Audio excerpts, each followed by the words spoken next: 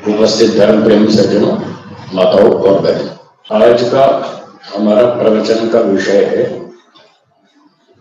आत्मा का वास्तविक स्वरूप क्या है। बहुत से वैज्ञानिक लोग और नास्तिक लोग न तो आत्मा को मानते और न ईश्वर को।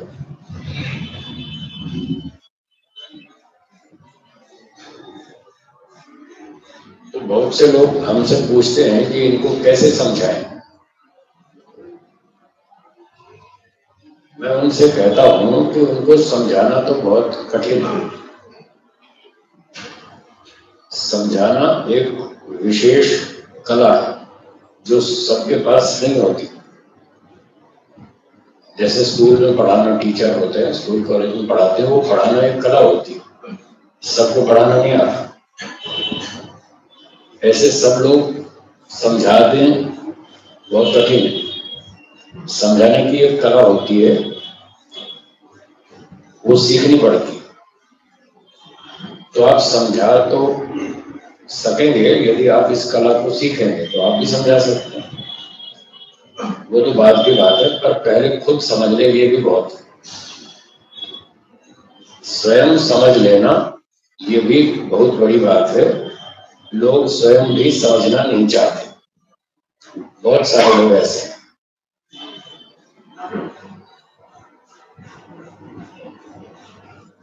पहले तो जानते नहीं, और कोई बताना समझाना चाहे तो वो समझना नहीं चाहते, और उल्टी सीधी बातें करके सत्य का खंडन करते हैं।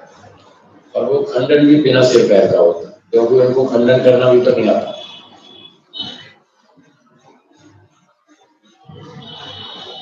तो खैर कोई बात नहीं, फिर भी हम आप प्रयास करेंगे कि सत्य क्या है उसको थोड़ा समझने का प्रयास तो करेंगे। संसार में दो प्रकार के पदार्थ हैं। एक प्रकार के पदार्थ हैं जिनको कहते हैं जड़ वस्तु। क्या बोलेंगे? जड़ वस्तु। और दूसरे पदार्थ हैं जिनको कहेंगे चेतन वस्तु। दूसरे पदार्थ कौन से? चेतन वस्तु। जड़ वस्तु के गुण अलग होते हैं, चेतन वस्तु के गुण अलग होते हैं। दोनों में बहुत सा अंतर है।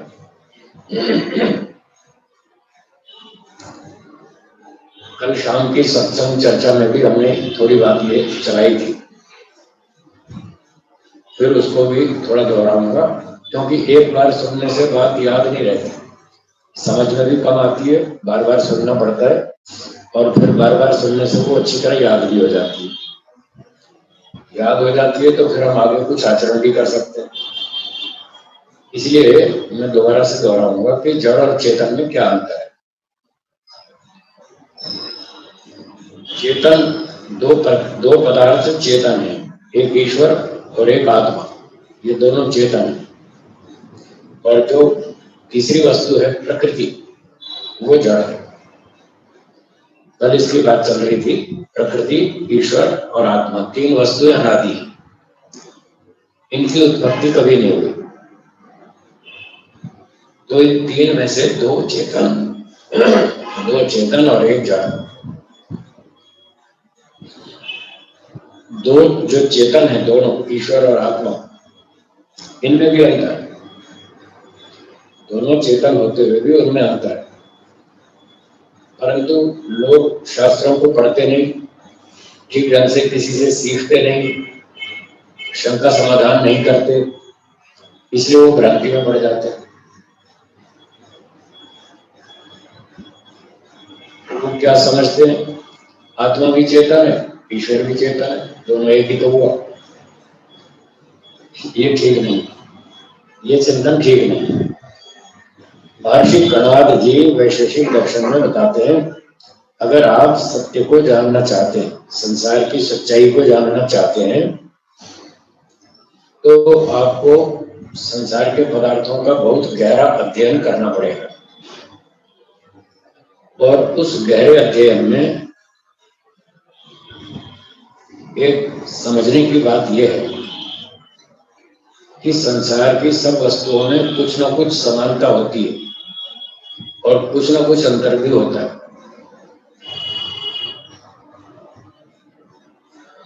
जो समानता होती है उसको बोलते हैं सिमिलैरिटी,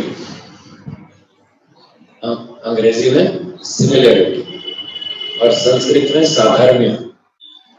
संस्कृत में क्या बोलेंगे? साधर्म्य, सिमिलैरिटी, हिंदी में समानता। और कुछ कुछ भिन्नता होती है, हिंदी में भिन्नता, अंग्रेजी में डिफरेंस, और संस्कृत में वैधर्म्य, वैधर्म्य, भिन्नता, डिफरेंस। तो दुनिया की कोई भी दो चीजें हो उनमें कुछ ना कुछ समानता होती है, कुछ ना कुछ अंतर होता है। महर्षि कणाद जी कहते हैं जब आप दोनों को समझेंगे, साधर्म्य को भी वैधर्म्य को भी, समानताओं को भी भिन्नताओं को भी, जब दोनों पर ध्यान देंगे तब आपको ठीक बात समझ में आएगी, तब ठीक ज्ञान होगा, नहीं तो आप भ्रांति में पड़ेंगे। कुछ को समानता तो हर चीज में, तो इतनी समानता से कोई दो चीजें एक थोड़ी बन जाएगी। अब जैसे उदाहरण के लिए पानी जड़ है या चेतन? जड़। अग्नि जड़ है या चेतन? दोनों जड़ है, इतनी समानता है। पर केवल इतनी समानता से अग्नि और पानी एक थोड़ी हो जाएगी। अग्नि बिल्कुल अलग चीज है, वो गर्म होती है, पानी ठंडा होता है, दोनों में बहुत अंतर होते हुए भी कुछ कुछ समानता है, दोनों जड़ है। इसलिए संसार की सच्चाई को समझने के लिए बहुत गंभीरता चाहिए, बुद्धि चाहिए, सूक्ष्म बुद्धि चाहिए और मन की शुद्धता चाहिए, तब व्यक्ति सच्चाई को समझ सकता है, नहीं तो नहीं समझ पाएगा। तो मैं ये निवेदन कर रहा था कि ईश्वर और आत्मा दोनों चेतन, जैसे अग्नि और पानी दोनों जड़ है फिर भी अंतर, ऐसे ईश्वर और आत्मा दोनों चेतन है फिर भी अंतर, बहुत सा तो अंतर है ही। तो ठीक ढंग से इसको समझने का प्रयास करें। जड़ और चेतन में क्या अंतर है? पहला अंतर यह है, अभी मैं ईश्वर को छोड़ देता हूं, आत्मा और प्रकृति, इन दो की तुलना करेंगे। जड़ चेतन के नाम से आत्मा और प्रकृति, इन दो की तुलना करेंगे, फिर ईश्वर की बात बाद में करेंगे। आत्मा में जो कि चेतन वस्तु है उसकी पहली पहचान है इच्छा। हाँ जी, पहली पहचान क्या है? इच्छा। आत्मा चेतन है, उसमें इच्छा है। प्रकृति और प्रकृति से बने ये पदार्थ, टेबल कुर्सी, रेडियो, टीवी, कंप्यूटर आदि, ये सारे खाना पीना भोजन आदि, ये सब के सब जड़ है। तो आत्मा चेतन है, उसमें इच्छा होती है, जड़ वस्तु में इच्छा नहीं होती। ये पहला अंतर है। स्कूटर, कार, टेबल कुर्सी में इच्छा है नहीं, इससे पता चला कि ये जड़ वस्तु है और आपके अंदर इच्छा है। इसका मतलब आप जड़ वस्तु नहीं है, उससे कुछ अलग है, जड़ से अलग है। जड़ वस्तु में तो इच्छा होती नहीं। ये जितनी चीजें आंख से दिख रही हैं हमको, ये सारी जड़, इनमें किसी में भी इच्छा नहीं। आपके अंदर इच्छा है। घोड़े में इच्छा है या नहीं है? कुत्ते में है, गधे में है, बकरी में है, इनमें सब में आत्मा। तो जो लोग आत्मा को नहीं मानते उनके लिए हमारा ये प्रश्न है कि इनमें इच्छा कहां से आई? इच्छा इनमें कहां से आई? इसका उत्तर बताओ। उनके पास कोई उत्तर नहीं। तो ये चर्चा हुई थी हमारी एक वैज्ञानिक के साथ, उनका नाम है प्रोफेसर सत्यदेव वर्मा, S.D. वर्मा। अब तो रिटायर्ड हो गए। आज से 30 साल पहले, 32 साल पहले वो गुजरात यूनिवर्सिटी में HOD थे, फिजिक्स डिपार्टमेंट के HOD थे। बहुत अच्छी योग्यताएं थी उनकी, और भी सुनाता हूँ। एक योग्यता थी HOD, head of the department of physics, Gujarat University, और director of the school of science, Gujarat University, fellow of American Physical Society. America में जो साइंटिस्टों की बड़ी बड़ी सभाएं होती है उसके वो सदस्य, और उन्होंने एटॉमिक रिसर्च में डॉक्टर होमी भाभा के साथ भी काम किया, इतने ऊंचे साइंटिस्ट। और हमारे पूर्व राष्ट्रपति कौन से साइंटिस्ट, अब्दुल कलाम साहब, उनके साथ भी काम किया। अब बताओ कितने ऊंचे व्यक्ति है, कितने अच्छे विद्वान थे। तो 30 साल पहले 32 साल पहले जब हमारा उनसे परिचय हुआ तो हमने उनसे ये बात पूछी, क्या आप आत्मा को मानते हैं? बोले नहीं मानते। हमने कहा क्यों नहीं मानते? बोले दिखता नहीं। तो हमने कहा ना दिखने वाली तो बहुत चीजें, और भी कई चीजें जो नहीं दिखती, पर वो तो आप मानते हैं। क्या मानते हैं? जो है दिखती है। जो नहीं दिखती क्या मानते हैं? मैंने कहा जमीन में ग्रेविटेशन फोर्स है, आकर्षण शक्ति जमीन में है या नहीं है ना? क्या वो दिखती है? नहीं दिखती। ऐसे अल्फा बीटा गामा रेज है, वो नहीं दिखती, वो भी आप मानते हैं। अल्ट्रा वायलेट लाइट्स होती हैं, वो भी नहीं दिखती। इंफ्रारेड लाइट्स होती हैं, वो भी नहीं दिखती, आप सब मानते हैं। और मैं जो शब्द बोल रहा हूं आप सुन रहे हैं, ये मेरे शब्द आपको दिखते हैं? नहीं दिख रहे? तो क्या नहीं है शब्द? मैं बोल रहा हूं, आप सुन रहे हैं, समझ रहे हैं, पर दिख नहीं रहे। तो नहीं दिख रहे तो इसका मतलब ये थोड़ी है कि है नहीं। तो ऐसे ऐसे मैंने उनको कुछ बातें बताई, उनको समझ में आई। बोलो ठीक है। तो फिर उन्होंने कहा हम आत्मा को कैसे पहचाने, दिखता नहीं तो? मैंने कहा फिर उसको पहचानने के लिए पहली पहचान है इच्छा। आत्मा में इच्छा होती है। मैंने पूछा आपके फिजिक्स में, केमिस्ट्री में किसी एलिमेंट में, किसी एटम में इच्छा हो तो बताइए। बोले नहीं, किसी में नहीं, किसी एलिमेंट में नहीं है, किसी एटम में नहीं है, किसी पार्टिकल में नहीं है। तो फिर मैंने पूछा आपके अंदर कहां से आई? अगर आप में इच्छा है तो मतलब आप इस मटेरियल से कुछ अलग चीज जिसमें ये इच्छा रहती है, जिसमें इच्छा रहती है वही तो आत्मा है। तो उनको बहुत अच्छा लगा, बहुत आनंद आया। बुद्धिमान थे, सत्यग्राही थे, तो उन्होंने तुरंत स्वीकार किया आपकी बात सही है, हमको समझ में आ गई। तो मैंने कहा आज से आत्मा को मानेंगे? बोले हाँ मानेंगे। ठीक। फिर दूसरी बात उन्होंने कहा, बहुत अच्छा लगा मुझे, आज समझ में आया कि हाँ आत्मा है और इच्छा उसकी प्रॉपर्टी है। फिर कहने लगे और भी कोई प्रॉपर्टी है? मैंने कहा हाँ बहुत सारी। तो बोले और बताइए। मैंने कहा लो और सुनिए। आत्मा की दूसरी पहचान या प्रॉपर्टी है द्वेष। दूसरी कौन सी? द्वेष, ईर्ष्या, द्वेष, जेलसी, ये आत्मा की दूसरी पहचान है, जो कि जड़ वस्तु में नहीं होती। दो कुत्तों के बीच में एक रोटी डाल दें तो क्या होगा? झगड़ा।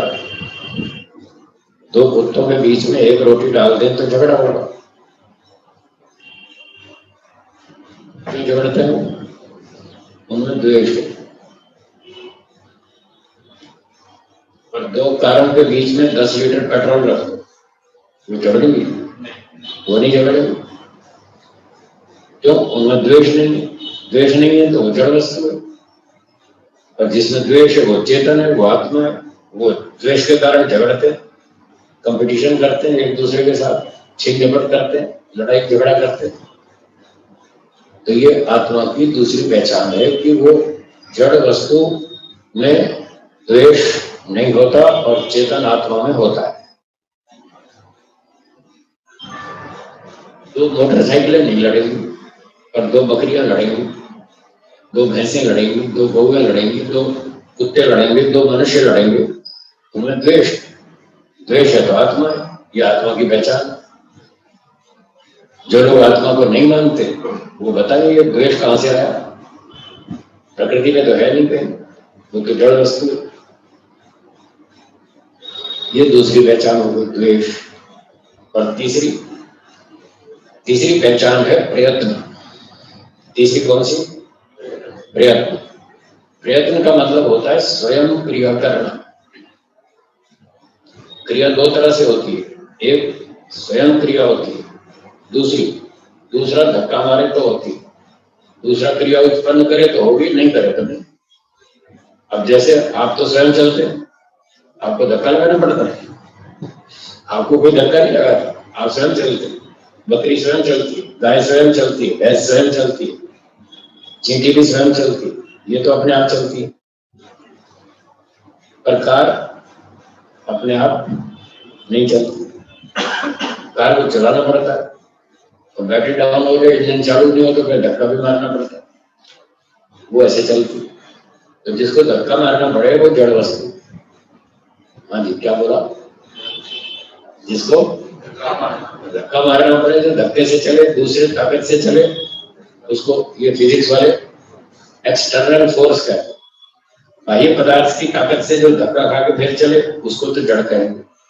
और जो स्वयं चले, सेल्फ मोशन, वो चेतन, वो आत्मा। ये जड़ चेतन का अंतर है। चेतन वस्तु स्वयं भी चलती है और दूसरे को भी चलाती है। तो आत्मा जो है वो स्वयं भी चलता है, शरीर को भी चलाता है, कार को भी चलाता है, स्कूटर को भी चलाता है, साइकिल को चलाता है, बहुत सारी चीजों को चलाता है। तो आत्मा की तीसरी पहचान हो गई, वो स्वयं क्रिया करता है। चौथी पहचान है, उसमें ज्ञान गुण है।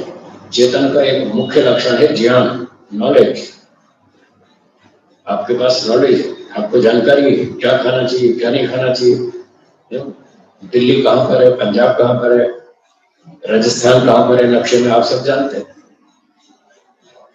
महाराष्ट्र कहाँ है, गुजरात कहाँ है, केरल कहाँ है, सब जानते हैं। और पहली कक्षा से लेकर अब तक बहुत सारा पढ़ लिया, बहुत सारा सीख लिया। जो जो आपने सीखा उसका नाम है ज्ञान, वो ज्ञान गुण है। इस ज्ञान गुण के कारण आत्मा सोचता है, विचार करता है, क्या अच्छा, क्या बुरा, क्या हानिकारक, क्या लाभदायक, क्या करूं, क्या नहीं करूं, सुख क्या, दुख क्या, मान अपमान, सब समझता है। ये जो समझता है, जानता है, इसका नाम है ज्ञान गुण। तो जिसमें ये ज्ञान गुण हो वो आत्मा। और जो कुछ नहीं समझता, अब ये माइक्रोफोन में ये कुछ नहीं समझता, आप तो समझ रहे हैं मेरी बात? हाँ या ना? समझ रहे हैं? आप तो बहुत सारी बात समझ रहे हैं मेरी। ये माइक समझ रही व्यक्ति ने कहा कि आजकल मोबाइल फोन है, उसमें बड़ा ज्ञान है, कंप्यूटर में बहुत सारा ज्ञान है। मैंने कहा नहीं, कंप्यूटर में कोई ज्ञान नहीं है, आपके फोन में कोई ज्ञान नहीं है, उसमें डेटा है।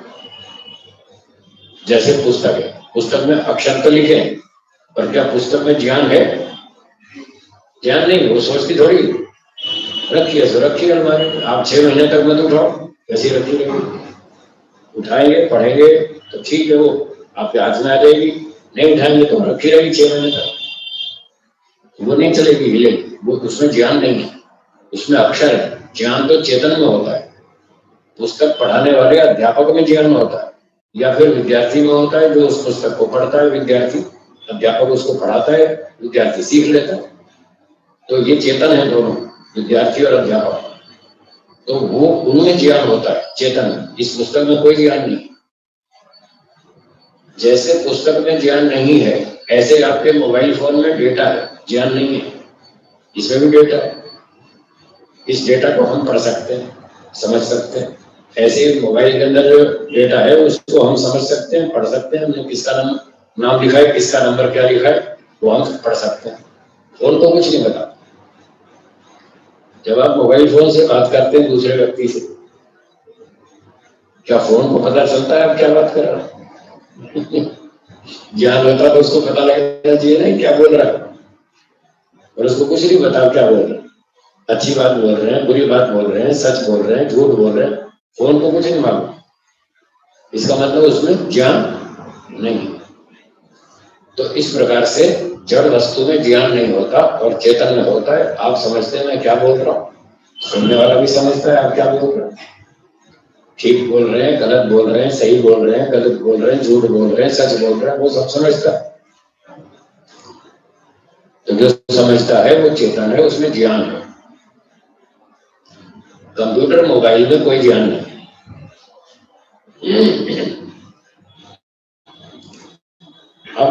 आत्मा की पांचवी पहचान, चार हो गई, दोहरा लें, भूल तो नहीं गए?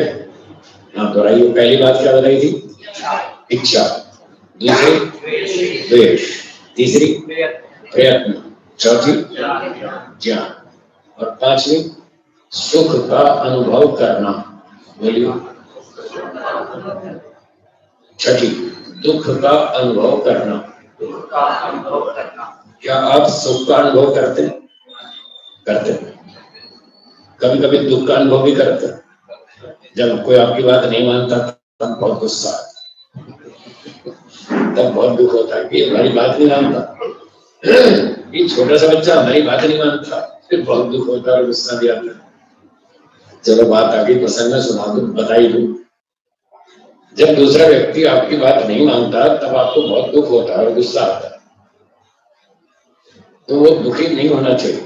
आप चाहें तो उस दुख से बच सकते हैं, उस गुस्सा करने से बच सकते हैं। कैसे? मेरा प्रश्न है, इसका उत्तर बताइए।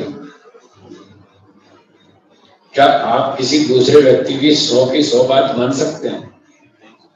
जब आप नहीं मानते तो दूसरा आपकी बात क्यों मानेगा? सीधी सी बात है। आप भी तो किसी की सारी बातें नहीं मान सकते। जब आप नहीं मानते तो दूसरा आपकी बात क्यों मानेगा? जैसे आप आत्मा है वो भी आत्मा, आपकी इच्छा है उसकी भी इच्छा है, आपकी अपनी बुद्धि है उसकी अपनी बुद्धि है, हर आदमी के पास अपनी अलग अलग बुद्धि है। तो ये जो आत्मा की बात चल रही है, आत्मा की एक और विशेषता ये है कि वह कर्म करने में स्वतंत्र है। क्या बोला? आत्मा कर्म करने में स्वतंत्र। स्वतंत्र का मतलब होता है अपनी इच्छा से काम करना। बोलिए। अपनी इच्छा से काम करना, अपनी बुद्धि से काम करना, अपनी बुद्धि से काम करना। ये दो बातें जोड़ लो तो ये स्वतंत्र शब्द का अर्थ है। अपनी इच्छा से काम करना, अपनी बुद्धि से काम करना। आप जो जो काम करते हैं अपनी इच्छा से करते हैं या दूसरे की? अपनी इच्छा से करते हैं। सारे काम आप अपनी बुद्धि से करते हैं या दूसरे की बुद्धि से? अपनी बुद्धि से। बस यही तो स्वतंत्रता का मतलब है। आत्मा स्वतंत्र है, जड़ वस्तु परतंत्र है। उसमें ना कोई इच्छा है ना कोई बुद्धि, इसलिए वो तो पड़ी है सो पड़ी है, जो मर्जी आगे यूज कर ले, जो मर्जी यूज कर ले। सामान रखा है, अब पुस्तक रखी है, जो मर्जी आगे पढ़ ले, वो कोई विरोध नहीं करती। बैंड बाजा रखा है, जो मर्जी आगे बजा दे, वो कोई विरोध नहीं करेगा। वो तो जड़ वस्तु, उसमें कोई इच्छा नहीं, ना कोई अपनी अकल है। जो चेतन आत्मा है उसमें इच्छा है, उसमें बुद्धि है, अकल है। वो अपनी अकल से अपने ज्ञान से कार्य करता है। बस यही स्वतंत्रता है। जैसे आप 100% दूसरे की इच्छा से नहीं जी सकते, दूसरे की बुद्धि से आप सारे काम नहीं कर सकते, आप अपनी इच्छा से और अपनी बुद्धि से काम करते हैं। ऐसे ही हर व्यक्ति, हर आत्मा, हर प्राणी वो अपनी इच्छा से और अपनी बुद्धि से काम करता है। अब एक कुत्ते को खाने की नहीं है इच्छा, भूख नहीं, तो आप उसको रोटी खिलाओ, उसको उनके छोड़ देगा, नहीं खाएगा। आप उसको जबरदस्ती नहीं खिला सकते, नहीं खिला सकते, उसकी इच्छा नहीं है, वो स्वतंत्र है, उसमें आत्मा है। तो इस प्रकार से जब आप किसी को दूसरे को बताते भाई ये काम कर दो, बच्चे को आपने बताया ये कर दो, वो नहीं करता, तो वो भी स्वतंत्र है, वो आपकी बात नहीं मानता। कहीं कहीं मान भी लेता है, जहां उसको ठीक लगती है वहां मान लेता है, जहां ठीक नहीं लगती वहां नहीं मानता। आप कहते हैं मानता क्यों नहीं? आप उससे 100% उम्मीद रखते हैं कि इसको मेरी सब बात माननी चाहिए, 100 की 100। अब ये जो आपकी उम्मीद है ये गलत है। ये जो आप उससे एक्सपेक्टेशन रखते हैं कि इसको मेरी सब बात माननी चाहिए, ये आशा आपकी गलत है। इसी वजह से आप दुखी, इसी वजह से आपको गुस्सा आता है। तो इसको थोड़ा ठीक करें। 100% उम्मीद मत रखें किसी से भी, ना तो आपकी अपनी इच्छाएं 100% पूरी होने वाली, और न दूसरों से जो 100% उम्मीद रखते हैं वो 100% पूरी होने वाली। इन दोनों को थोड़ा सा ठीक ठाक कर लें तो आप दुखी नहीं होंगे, आपको गुस्सा नहीं आएगा। कल मैंने 3 शब्द बताए थे, कोई बात नहीं, याद है? भूल गए? बताया था ना कभी। हाँ, आपकी इच्छा पूरी हो जाए तो ठीक है, और नहीं हो तो कोई बात। आप दूसरे से उम्मीद रखते हैं, आपकी उम्मीद पूरी हो जाए तो ठीक है, और नहीं हो तो कोई बात नहीं। बोलो मस्त रहो, टाइम को गुस्सा करना, अपने दिमाग को खराब करें, अपना शांति से जो नहीं करेगा भाई। जब आप दूसरे व्यक्ति से उम्मीद रखते हैं, कोई एक्सपेक्टेशन करते हैं कि इसको ऐसा करना चाहिए, हाँ ठीक बात है, करना चाहिए तो बहुत कुछ, पर होता कहाँ है? लोगों को लाइन में चलना चाहिए, नहीं चलते। लाइन तोड़नी नहीं चाहिए, लोग तोड़ते। लाल बत्ती पर रुकना चाहिए, नहीं रुकते। चाहिए तो बहुत कुछ, पर जो कुछ करना चाहिए वो होता कहाँ है? वो नहीं होता है। अगर वो सारा कुछ होने लग जाए तो सारी दुनिया सुखी हो जाए। जो होना चाहिए वो होता है, जो नहीं होना चाहिए वो नहीं होता, तो सारे सुखी हो जाए। पर ऐसा होता नहीं दुनिया में। जो नहीं होना चाहिए वो होता है, और जो होना चाहिए वो होता नहीं। बस वही आदमी दुखी होता है। और रहना तो आपको इसी दुनिया में ही, मैं भी और आप भी इसी दुनिया में रह रहे हैं। मैंने सीख लिया, आप और सीख लो, आप भी सुखी हो जाएंगे। मैंने सीख ली ये बात, वेदों से, शास्त्रों से, ऋषियों से, गुरुजनों से ये बात सीख ली कि सब लोग आपकी सारी बात नहीं मानेंगे। जब मैं गुरु जी के पास गया नया नया पढ़ने, बहुत साल पहले की बात है, 40-42 साल पहले, तो गुरु जी ने कहा ये दुनिया सुधरने वाली नहीं है। मुझे बड़ा शौक लगा, बड़ा अजीब सा लगा कि गुरु जी क्या कह रहे हैं, ये दुनिया सुधरने वाली नहीं है, तो फिर हम मेहनत क्यों कर रहे हैं सुधारने के लिए? तो गुरु जी ने समझाया कि ये दुनिया सुधरने वाली नहीं है, हर आदमी अपनी इच्छा से और अपनी अकल से जी रहा है। तब मुझे बताया, फिर मैंने भी थोड़ा थोड़ा देखना शुरू किया कि लोग कैसे कर रहे हैं, कैसे जी रहे हैं, तो धीरे धीरे फिर मुझे भी समझ में आया कि गुरु जी ठीक है, हर आदमी अपनी इच्छा से और अपनी बुद्धि से जी रहा है। तो दूसरे की बात समझ में आ जाए तो मान लेगा, और नहीं आई समझ में तो नहीं मानेगा। और कभी कभी ऐसा भी होता है, थोड़ी बहुत समझ में आ जाती है पर उसको करने की इच्छा नहीं होती, ये दूसरी बात है। समझ में तो आई कि ये काम ठीक है, करना चाहिए, पर इच्छा नहीं है करनी, तो तुम भी नहीं करेगा। आप अपने बच्चों से कहते हैं बेटा रात को जल्दी सो जाओ, 10 बजे सो जाओ। आपके बच्चे सोते हैं 10 बजे? नहीं सोते। क्यों नहीं सोते? उनके समझ में नहीं आई, आपकी बात उनकी समझ में नहीं आई कि 10 बजे सोना चाहिए, उसमें फायदा है, समझ में नहीं आई, नहीं सोएंगे। और किसी किसी को समझ में आ भी गई कि हाँ ठीक कह रहे हैं, 10 बजे सो जाना चाहिए, 5 बजे उठ जाना चाहिए, समझ में आ गई, पर इच्छा नहीं है तो भी नहीं सोएगा। तो कहता बात तो आपकी ठीक है, पर मेरी इच्छा नहीं है, वो फिर नहीं सोएगा, इच्छा ही नहीं है। सिगरेट पीना अच्छी बात है, बुरी बात? जो लोग सिगरेट पीते हैं क्या उनको समझ में नहीं आ रहा? आ रहा है, खूब समझ में आ रहा है। सिगरेट पीना गलत है, टिप्पी पे भी लिखा है, समझ में भी आ रहा है, अनुभव भी कर रहे हैं, खांसी भी हो रही है, तरह तरह की बीमारी भी लग रही है, फिर भी नहीं छोड़ते। क्यों? इच्छा नहीं, छोड़ने की इच्छा नहीं, पीने की इच्छा है, पीते हैं। शराब पीने की इच्छा है, समझ में आ रहा है कि नुकसान कर रही है, फिर भी पी रहे। तो इच्छा से व्यक्ति काम करता है, जब उसकी इच्छा भी हो और उसको समझ में भी आ जाए, फिर वो काम कर रहा है।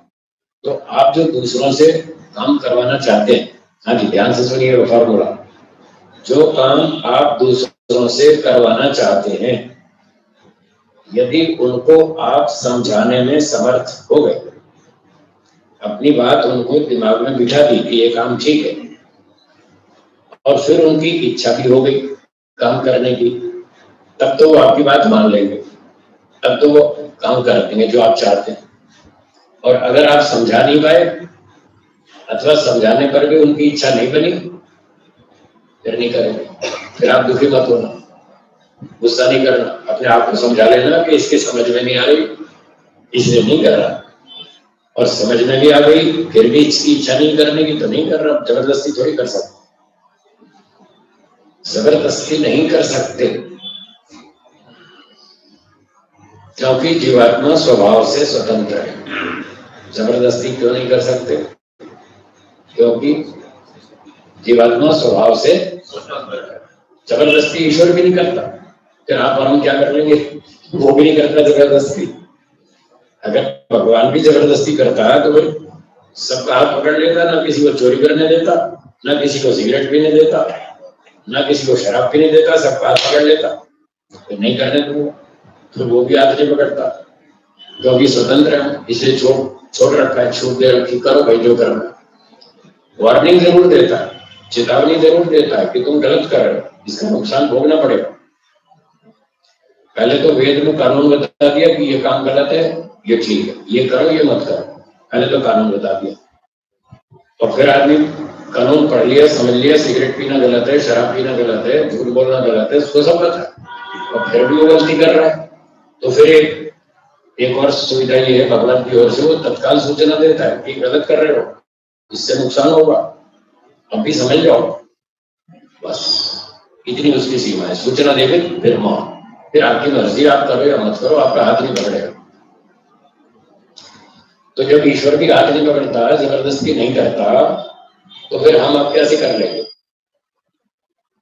नहीं कर सकते। हाँ, कहीं कहीं प्रशासन को थोड़ी छूट दी है कि ज्यादा नुकसान ना हो, तो कहीं कहीं प्रिकॉशन, पूर्व सावधानी के रूप में जबरदस्ती कर लेते। जैसे पुलिस कभी कभी धारा 144 लगा देती है, 144, घर से बाहर नहीं आना, उनको खतरा है ना, दंगा होगा, लोग मरेंगे, खामखा देश का नुकसान होगा। तो नुकसान की संभावना को ध्यान में रखते हुए वो कभी कभी ऐसी जबरदस्ती कर लेते। ईश्वर ऐसी जबरदस्ती नहीं करता, वो कहता तुम कुछ भी करो, उसके नियम थोड़े अलग है, सरकार के थोड़े अलग है, इस मामले में अंतर है दोनों। पर ईश्वर तो कभी भी नहीं हाथ पकड़ता, वो कभी भी हम कुछ भी करें वहां बाद में छोड़ता नहीं है, दंड पूरा देगा पक्का, फिर नहीं छोड़ेगा। ये स्वतंत्रता का अभिप्राय है। तो दूसरे को समझाने की कोशिश करें, समझाने की टेक्निक डेवलप करें, समझाने का तरीका सीखें, और दूसरे व्यक्ति को समझाएं कि ये काम ठीक है, ये काम गलत है, ये काम करो, ये काम मत करो।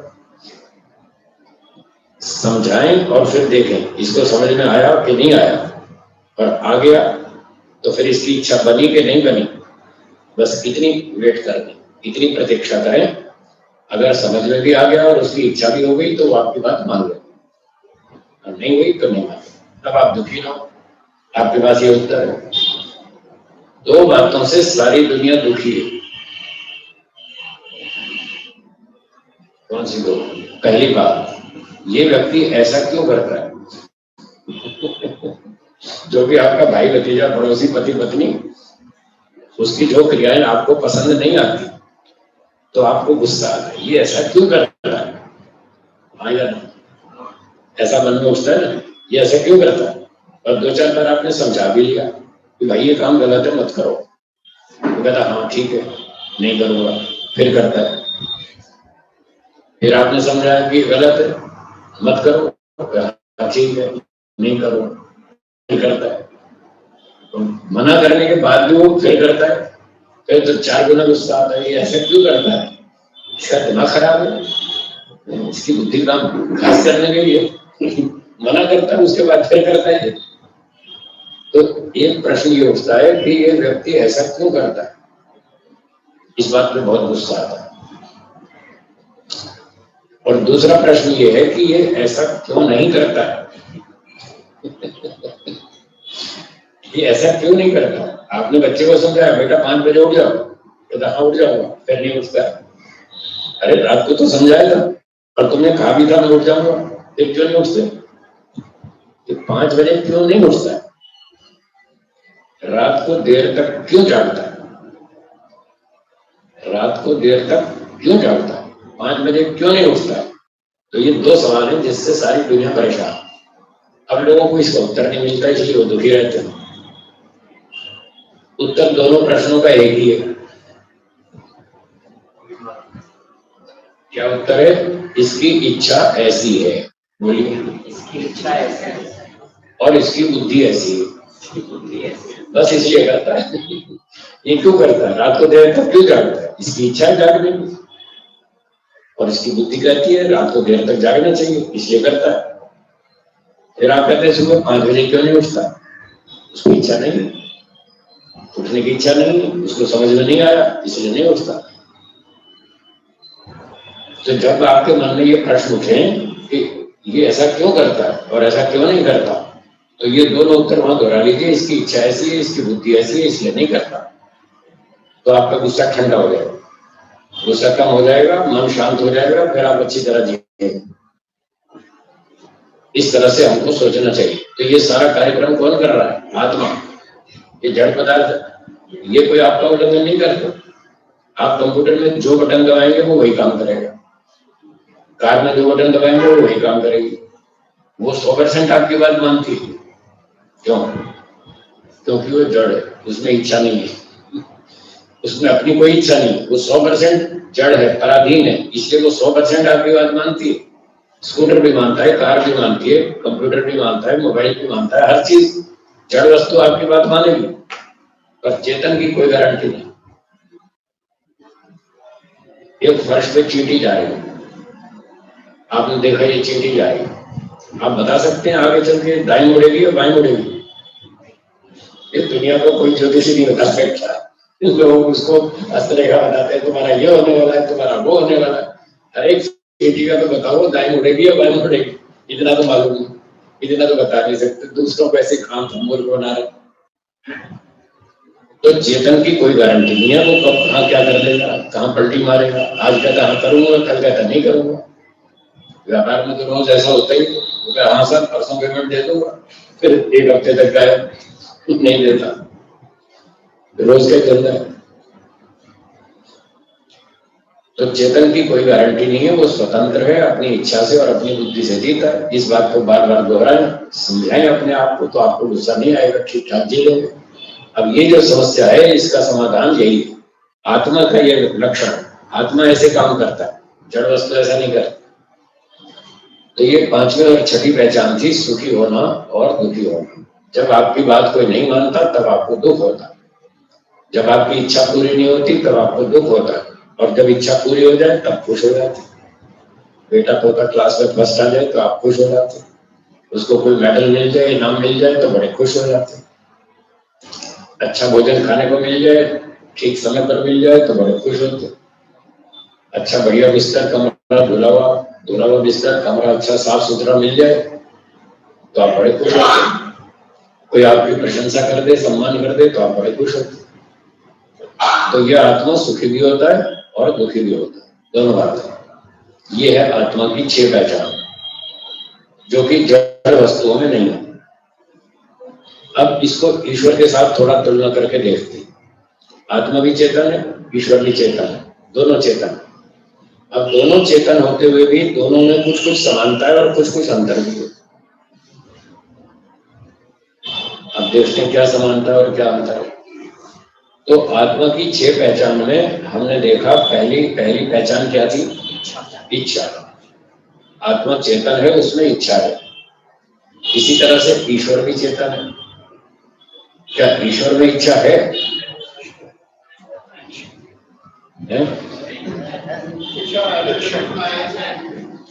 कोई है कह रहा है, कोई नहीं कह रहा। खूब कंफ्यूजन है।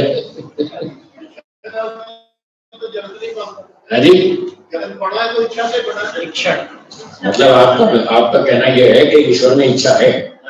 अच्छा, जो ये मानते ईश्वर में इच्छा है वो हाथ ऊंचा करें। जो ये मानते ईश्वर में इच्छा है, ठीक। और जो ये मानते ईश्वर में इच्छा नहीं है वो हाथ ऊंचा करें, जो नहीं मानते। और जिनको समझ में नहीं आया वो हाथ ऊंचा करें। हाँ, ऐसे भी तो है ना, ऐसे भी समझ में नहीं आया, संशय है, पता नहीं है या नहीं है, संशय। तो सही उत्तर यह है कि ईश्वर में इच्छा है, ये सही उत्तर है। हाँ जी, क्या बताया सही उत्तर? ईश्वर में इच्छा है। अब कौन सी इच्छा है ये सुनिए। इच्छाएं 2 प्रकार की होती है, 2 तरह की। एक इच्छा होती है अपने स्वार्थ की इच्छा। कौन सी? अपने स्वार्थ की, अपने फायदे की इच्छा, अपने लाभ की इच्छा। और दूसरी होती है परोपकार की इच्छा। ये स्वार्थ की इच्छा और परोपकार की 2 तरह की इच्छाएं होती हैं। आत्मा में स्वार्थ की इच्छा है या नहीं है? आत्मा में परोपकार की इच्छा है या नहीं है? तो आत्मा में दोनों है। आत्मा में दोनों तरह की इच्छा है। वो अपने लिए भी काम करता है, दूसरे के लिए भी करता है। हलवाई अपने लिए भी मिठाई बनाता है, दूसरे की भी बनाता है। दर्जी अपने कपड़े भी सिल लेता है, दूसरे के भी सिल लेता है। ठीक है। मिस्त्री अपना मकान भी बना लेता है, दूसरे का भी बना देता है। तो आत्मा में दोनों तरह की इच्छा है, स्वार्थ की भी, परोपकार की भी। और जो ईश्वर है इसमें स्वार्थ वाली इच्छा नहीं है। तो कह रहे थे ना इच्छा नहीं है ईश्वर, वो क्लियरिटी से सुन ले। ईश्वर में अपने स्वार्थ की इच्छा नहीं है, लेकिन क्या परोपकार की इच्छा है या नहीं है ना? तो ठीक हो गया। ईश्वर में इच्छा है, परोपकार की इच्छा है, स्वार्थ की इच्छा नहीं। तो ये आत्मा और ईश्वर में थोड़ा अंतर भी आ गया है। आत्मा में दो तरह की इच्छा है और ईश्वर में एक इच्छा है। चलिए दूसरी बात, द्वेष। आत्मा में द्वेष है, क्या ईश्वर में द्वेष है या नहीं है? नहीं है। हाँ जी, सब लोग एक ही उत्तर है, नहीं है या है? सब मना कर रहे हैं।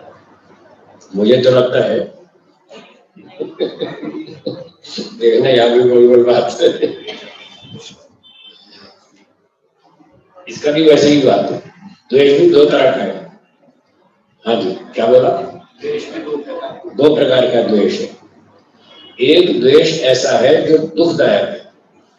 कैसा है? दुखदायक। और दूसरा द्वेष ऐसा है जो दुखदायक नहीं है पर द्वेष तो है। अब प्रश्न उठेगा द्वेष कहते किसको है, परिभाषा क्या है? तभी तो पता चलेगा कि वो दो तरह का द्वेष कैसे हुआ। यहाँ आपको इच्छा की और द्वेष की परिभाषा करनी पड़ेगी। अब इसकी परिभाषा सुनिए। इच्छा का अर्थ होता है ये वस्तु मुझे चाहिए। क्या बोला? किसी ने पूछा आपको पानी चाहिए, आपने कहा पानी चाहिए, मतलब आपको पानी पीने की इच्छा है। कभी तो आप कह रहे हैं चाहिए, लाओ पानी चाहिए। आपको भोजन खाना है, बोला हाँ हाँ। भोजन चाहिए, हाँ हाँ चाहिए। कंबल चाहिए, हाँ हाँ चाहिए। तो जब हम कहते हैं चाहिए, इसका नाम क्या है? इच्छा। अब इसको उल्टा कर दो, नहीं चाहिए, इसका नाम है द्वेष। आपकी थाली में भोजन में खीर भी रखी है और अचार भी रखा है, दोनों एक साथ। बोलो दोनों एक साथ खा लेंगे? नहीं खाएंगे ना। एक खा लेंगे, एक को छोड़ दें। जिसकी इच्छा है उसको खा लेंगे, जिसकी इच्छा नहीं है उसको छोड़ देंगे।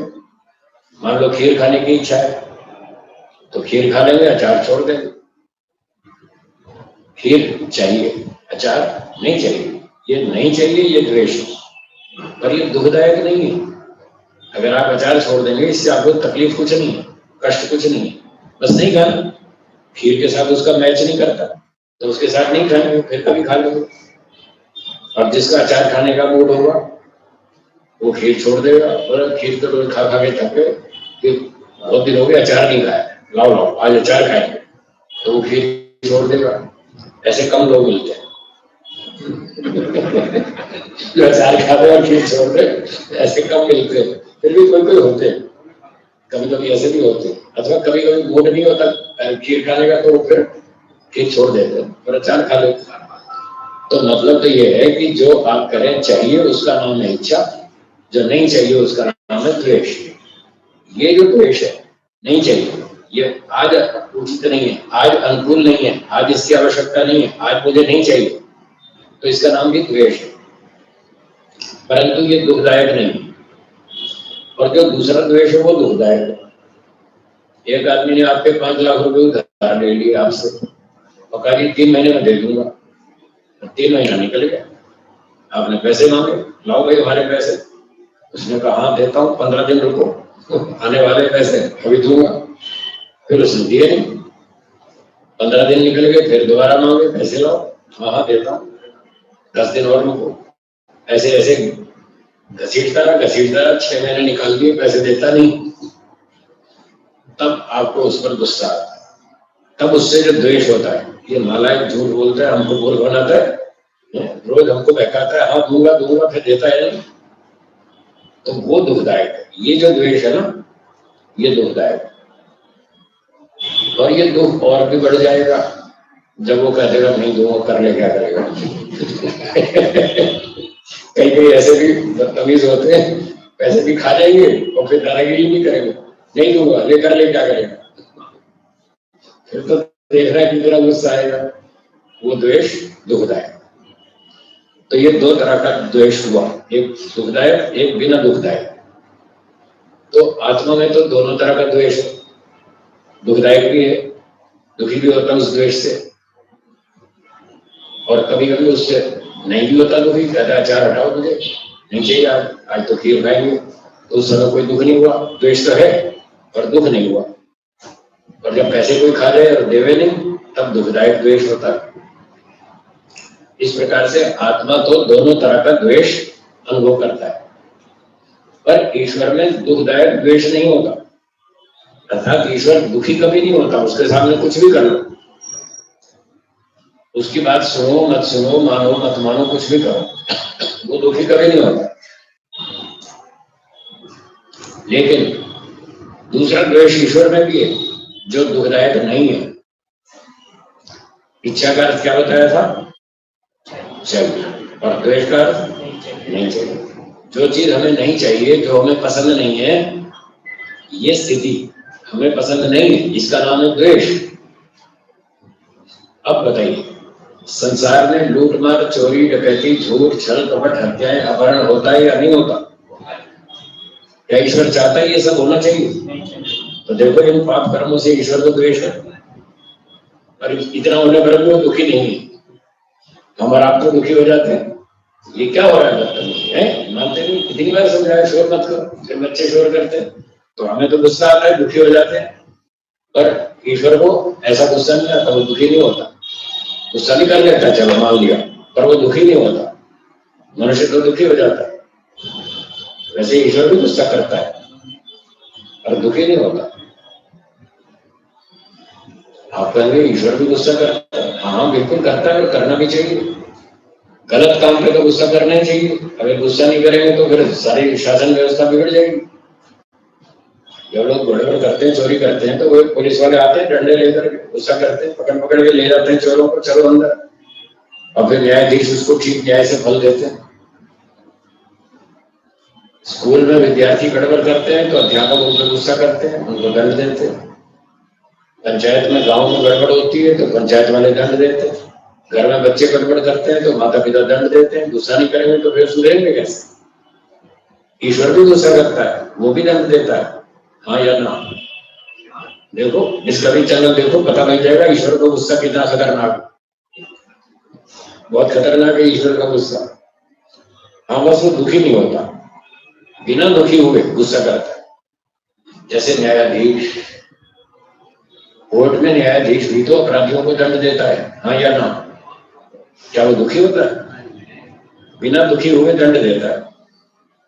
जैसे न्यायाधीश कोर्ट में बिना दुखी हुए दंड देता है, ऐसे ईश्वर भी बिना दुखी हुए अपराधियों को दंड देता है। सांप, बिच्छू, कुत्ता, सुअर, बकरी सब बनाता है, पर वो दुखी नहीं होता।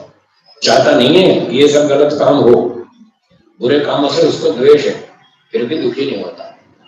तो आत्मा के साथ ये तुलना होगी, आत्मा दुखी भी होता है, द्वेष भी करता है।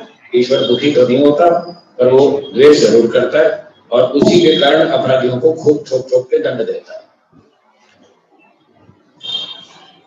तीसरी बात क्या थी? प्रयत्न। तो चेतन का गुण है स्वयं प्रयत्न करना, स्वयं क्रिया करना। तो आत्मा स्वयं क्रिया करता है, ईश्वर भी स्वयं क्रिया करता है, उसको धक्का थोड़ी मारना पड़ता। ईश्वर को धक्का नहीं मारना पड़ता, वो पूरे होश में और स्वयं क्रिया करता है, सृष्टि बनाता है, सबके कर्मों को ध्यान से देखता है, सबका फल ठीक समय पर देता है। तो प्रयत्न भी है ईश्वर में।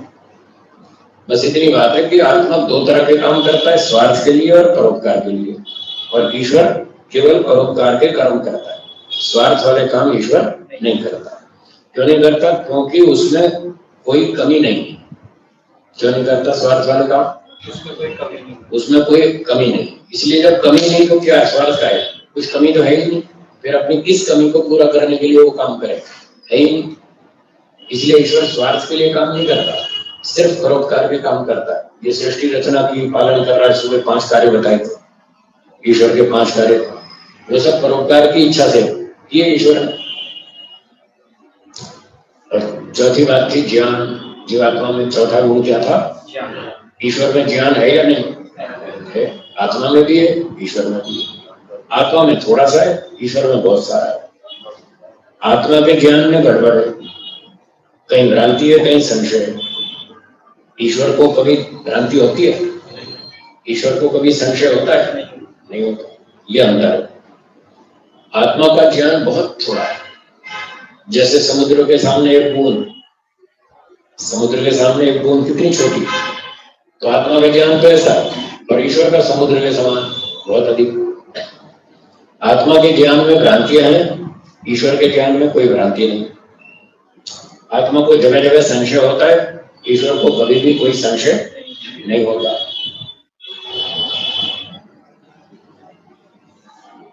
आत्मा में बहुत सारा मिथ्या ज्ञान भी है, ईश्वर में कोई मिथ्या ज्ञान नहीं। चलो, ये अज्ञान की बात होगी। और फिर 5वीं बात थी सुख का अनुभव करना। आत्मा सुख का अनुभव करता है क्या? ईश्वर सुख का अनुभव करता है? हाँ या ना? ईश्वर सुखी है या नहीं है? ना, वो तो 24 घंटा सुखी रहता है, दुखी होता ही नहीं। ईश्वर सदा सुखी रहता है, 24 घंटे आनंद में रहता है, उसका अपना ओरिजिनल स्वाभाविक आनंद। हमारे पास अपना नहीं है। हम सुख का अनुभव जरूर करते हैं, पर वो सुख हमारा अपना नहीं, हम उधार लेते हैं, कभी प्रकृति से, कभी ईश्वर से। हमारे पास अपना सुख है ही नहीं। ईश्वर का अपना पर्सनल ओरिजिनल, वो कहीं बाहर नहीं देखता कि मुझे सुख चाहिए। तो ये दोनों में अंतर है। सुखी दोनों हैं, पर आत्मा का सुख अपना नहीं है, वो बाहर से लेता है, अन्य पदार्थों से, या तो सांसारिक वस्तुओं से, या फिर ईश्वर से। और ईश्वर का सुख अपना। ठीक हो गया। और छठी बात थी दुख का अनुभव करना। आत्मा तो दुखी होता है, क्या ईश्वर दुखी होता है? वो दुखी नहीं होता। तो ये देखिए, दोनों चेतन है, फिर भी दोनों में काफी कुछ अंतर है। और अंतर बताऊं, आत्मा छोटा सा है, ईश्वर सर्वव्यापक। आत्माएं असंख्य हैं, ईश्वर एक है, ये संख्या में अंतर है। तो इस प्रकार से दोनों में बहुत से अंतर है। तो मैं प्रवचन को विराम देता हूँ। कोई शंका हो तो आपके पास कागज आए हो तो कीजिए।